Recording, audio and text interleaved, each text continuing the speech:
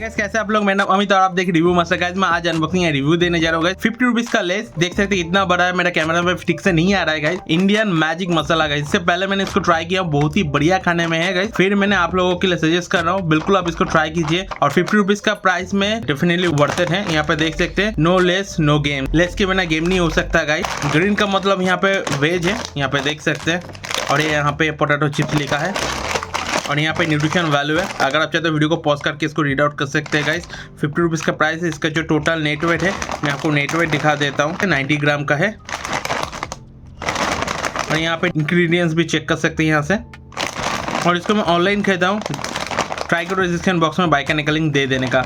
यहाँ पे देख सकते MS धोनी गोट और ये MS धोनी का सिग्नेचर भी है। तो 50 रुपये में आपको सिग्नेचर पर मिल जाएगा गाइस।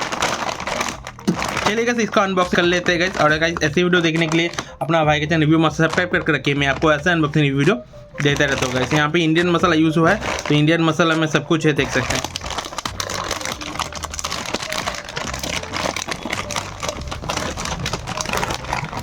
चिप्स तो बहुत ही बढ़िया मिला है, बहुत ही सारा चिप्स मिला है, देख सकते हैं चिप्स। और ये इंडियन मसाला है तो खाने में बहुत ही चटपटा होता है और थोड़ा स्पाइसी होता है गाइस। तो चलिए गाइस इसको ट्राई कर लेते हैं।